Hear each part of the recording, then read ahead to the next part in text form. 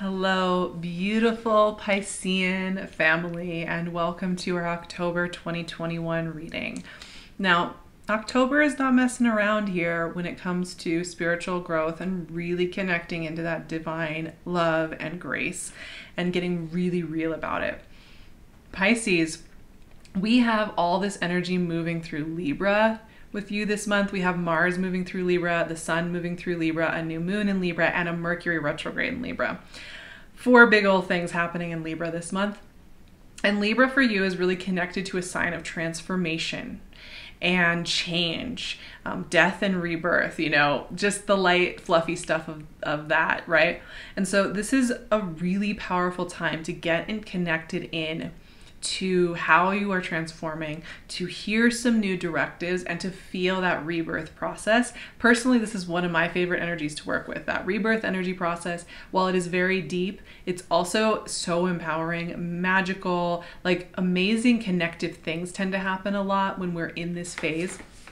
And, if we're not fighting it and saying we need to be like perky, cheerful, extroverted all the time, like our culture, well, at least in the US, constantly tells us to, we can really enjoy this time. Now, this month is also powerful because we also have outer planets going direct. Pluto, Saturn, and Jupiter are all going direct. Saturn and Jupiter right now are in your 12th house, right? Into this spiritual house. You're going to be getting even more clarity when it comes to those transits and what they're doing for you. And we also have a full moon in Aries in your 2nd house of self-love and value. So this is just a powerful month. Now, I had a little message, right? I always sit down. Oh, card already wanted to come out. Page of Pentacles. I always sit down, before a reading, and I feel through the energy and see if there's any messages that want to come through. And this message came through about being between worlds, being between shorelines, being in the river of life or in the ocean of life between 2 landing anchor points. And that can be literal. Some of you maybe are moving or whatever, but I think this is more about how we change and we grow.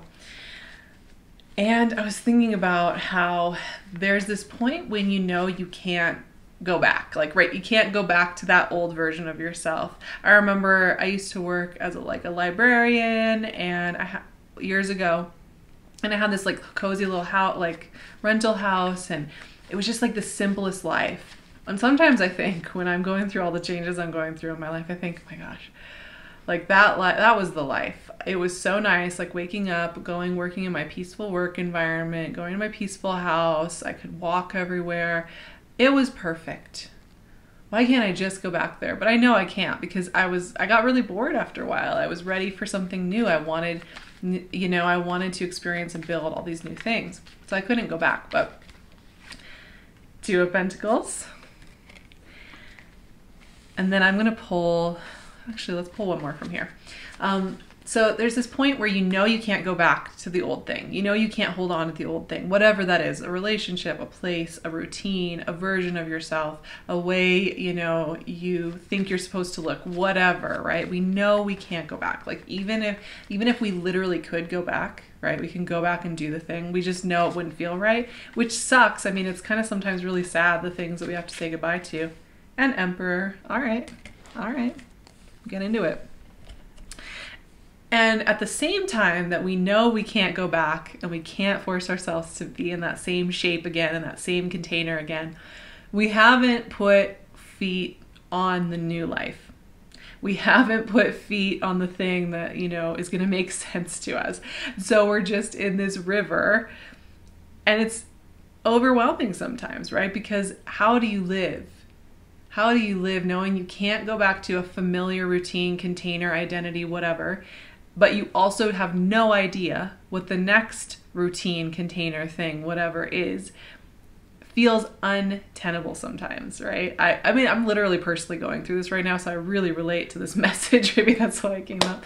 But the thing is that there's nothing wrong with being in this river. There's nothing wrong with it at all. And it's actually a really important part of this life, to have these moments where we're in the river, where we're in between, where we haven't put feet on our new place, identity, rhythm, energetic cycle, whatever. And yet we're no longer where we were, right?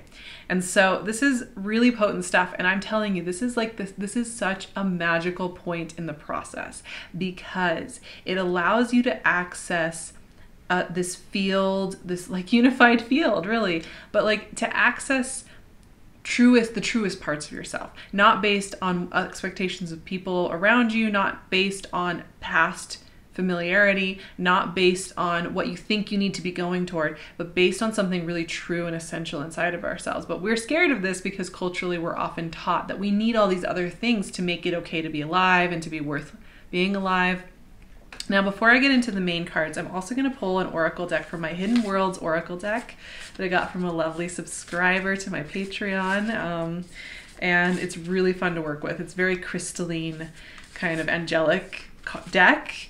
And it's very much about reconnecting to the soul. Path of the Gods. All right, Pisces. I like that. Wow, this is a beautiful, beautiful image.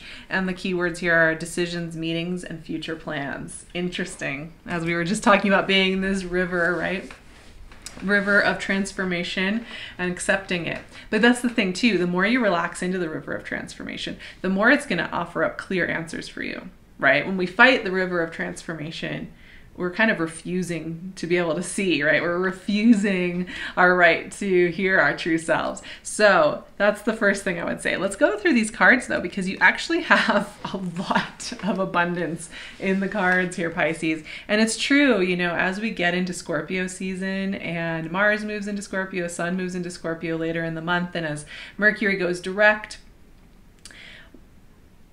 energy is going to be really about big vision for you all.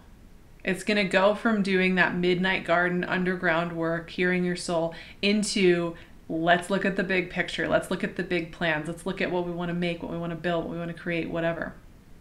And I'm seeing that in the cards. When we start off with Page of Pentacles, you know, this guy is such good news. He comes in bringing opportunity. He comes in bringing the gifts, the resources, the answers that we've been needing.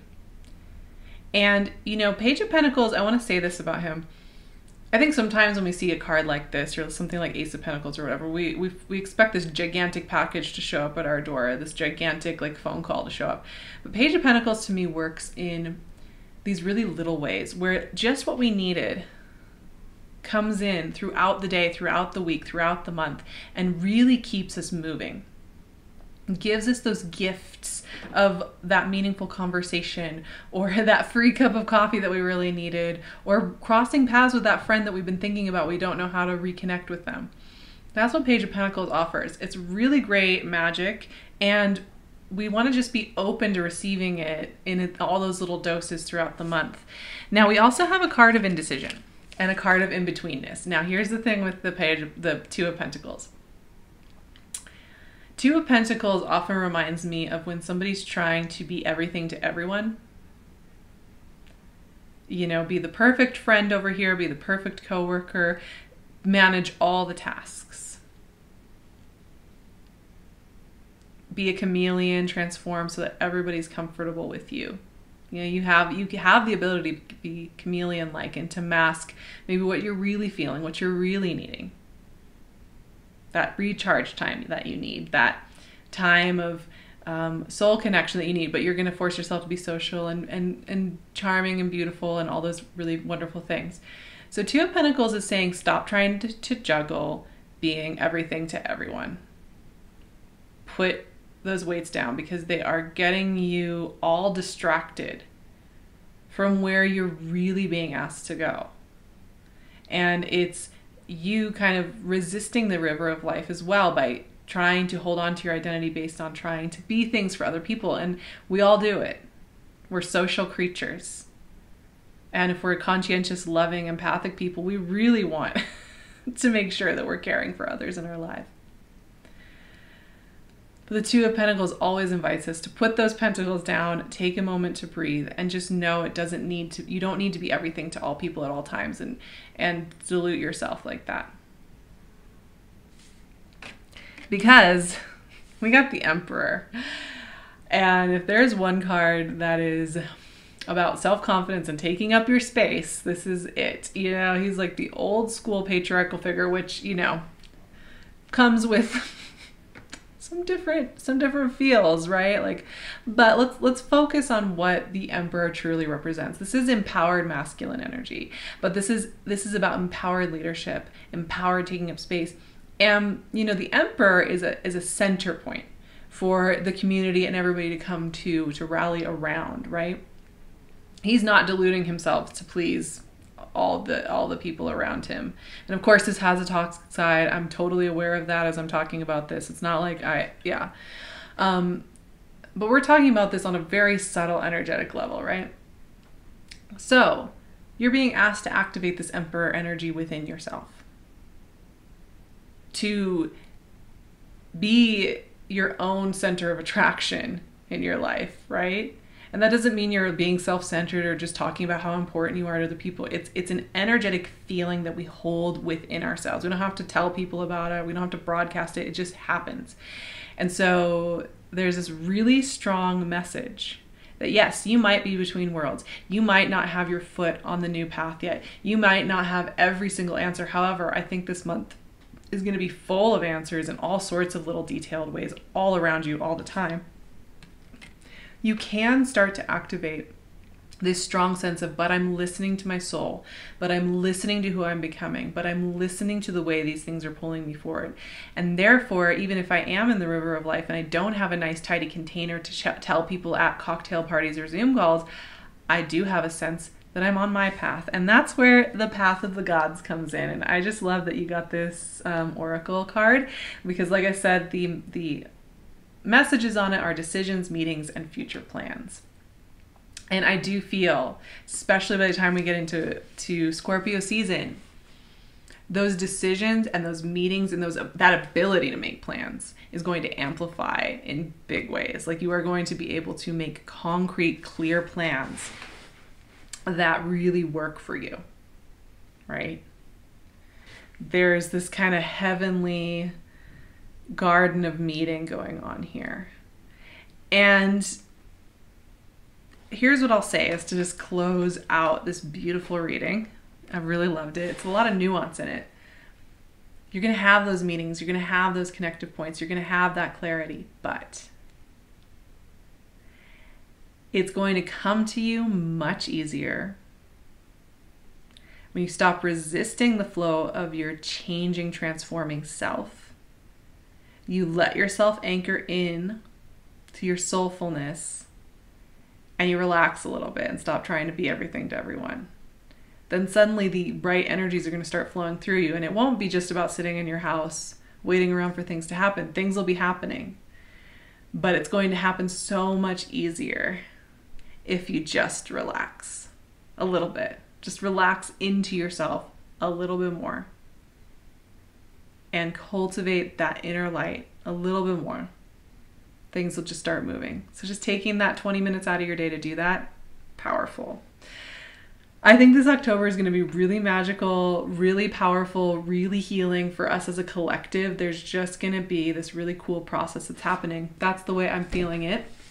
It will mean we're going to have to be really authentic with our souls and really true to ourselves and keep our nervous systems calm and relaxed, but we can do that. I'm going to be offering a lot more specific and loving support for Mercury retrograde over on my Patreon, as well as all this support when it comes to planets moving direct and as we go into the last months of 2021. So I would love to see you there. It's really a fantastic community. And it's a way for me to be able to support you all more in consistent ways. And it helps me as well. So I'd love to see you there. You can also, of course, like and subscribe here because I'm always doing stuff around here. And I love it here. You can find me on my website and on my Instagram as well. So I'll leave all my links below so you know where to find me. I love you all so much. And I will see you for Moon Magics this month, as well as for our next month's reading. I love you, Pisces.